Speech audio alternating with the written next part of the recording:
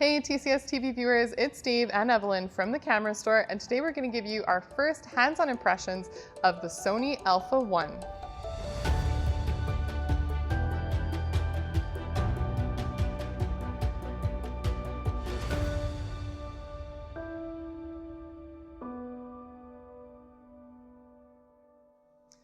The Sony Alpha 1 screams sports in action with its 30 frames per second.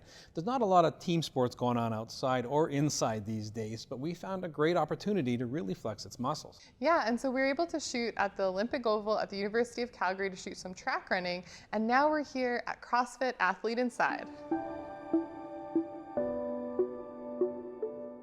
The Sony Alpha 1 is the first camera from Sony that I've actually been using its proper Alpha name, and I think it's because it suits that with a lot of the performance enhancements that we're seeing. It's kind of the top dog in terms of full frame mirrorless right now. It has a 50 megapixel image stabilized sensor, but you're not missing any performance either that we've seen in the top end models like the A9 or the A9 II. But in fact, this can shoot now up to 30 frames per second with the electronic shutter. That's also one of the fastest electronic shutters that we've seen. And so not only can you shoot at that high frame rate, but you get better functionality out of it as well and reduce things like rolling shutter. The other nice thing is that this camera is fully equipped for video. And so we're going to get into some of the features that make this camera an all-around jack of all trades. We've had the chance to really put this camera through its paces and find some really aggressive autofocus subjects to try this camera out on. Now 30 frames a second is a really cool headline feature, but if it can't acquire focus within those 30 frames, then what's the point? What I am finding though is to get the most out of this camera, you really need to dig deep into the menus and customize it to what works best for your shooting situation. Right out of the box, I found this camera worked great, but I was able to finesse the settings a little bit more and get the most out of it. And that's where I think if you're more of a technical shooter, you're going to love this camera because you can customize it to your own personal needs and how to get the best results for your shooting situations. All right, the gym is about to close up, so we're going to head outside and I'm going to talk a little bit more about the handling and the design of this camera. Now, I'm always very excited to get my hands on a brand new camera. And with this camera, if you've been using the Sony a7R4 or the A9 Mark II, for instance, the Alpha 1 is going to feel right at home. It has a very similar feel to it as those two cameras. Now, there's a few things I do like about this camera and a few things I am a little bit skeptical of. The grip itself certainly is nice, but I wish there was a little bit more clearance between the grip and some of the lenses. If you're wearing gloves, for instance, it can be a bit of a tight fit. Some little things we have on the top here, for instance, the exposure compensation dial has a click button where I can unlock it and lock it however I want, but the main control dial is a push-only button. I have to push and then rotate it. I wish it was the option just like the exposure compensation dial, and I could click or declick it at my will.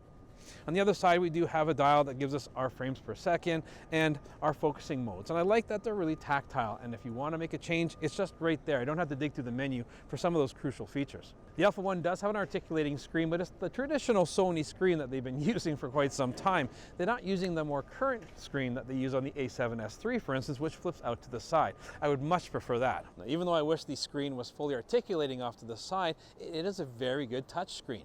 And finally, we can actually navigate the entire menu system that Sony has with the touchscreen, and I like that a lot. The menu system is much more intuitive, and being able to just touch what you want really makes a big difference in working the camera. Now, something that is probably one of my favorite parts of this camera is going to be this viewfinder. It is a gorgeous 9.4 million dot resolution viewfinder with a very fast refresh rate. You can go up to 240 frames per second with this viewfinder, giving you a near seamless experience when you're moving around and using it, especially sports in action.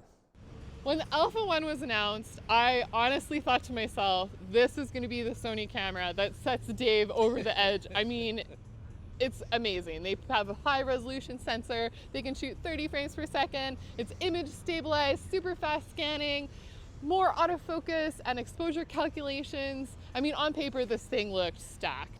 Yeah, looking at it, it wasn't just the wish list of feature set, it was like the fantasy wish list of cameras. So I looked at the specs and I'm like, this is Sony's all-out attack on state-of-the-art technology. This is the best they can put all into one camera here. You don't have any sacrifices with this camera.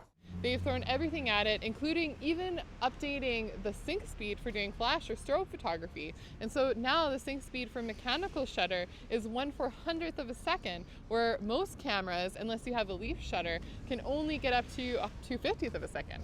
having 400th of a second gives us that extra flexibility to sort of kill the ambient light if we're using flash photography. It's an extra tool at our disposal and it's really nice. The other thing that's a big breakthrough is first time we have electronic shutter flash sync.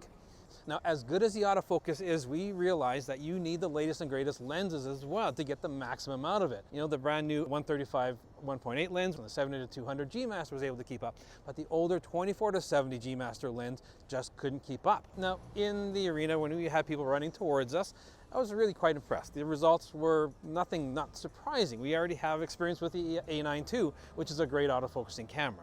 In addition to being a high action, excellent still photography tool, this is also an amazing video package. This can shoot at 8K up to 30 frames per second, and it can also shoot 4K with 120 frames per second for super slow-mo. And it has a lot of other great features, and with this being image stabilized, it would make a beautiful video edition.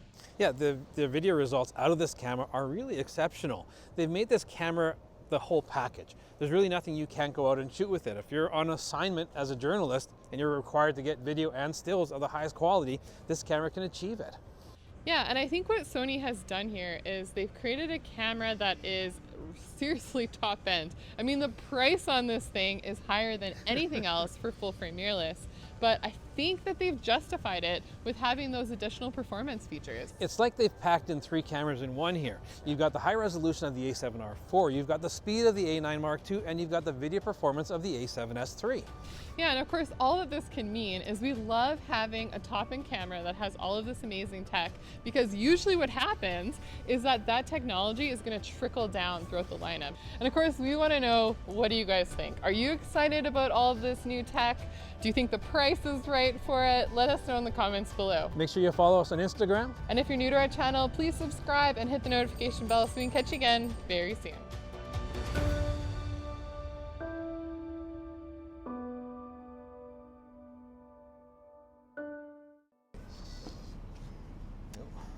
Empanadas. Because I'm wearing a jacket that makes me look like a f***ing city block wide. Okay. Articulating. Okay.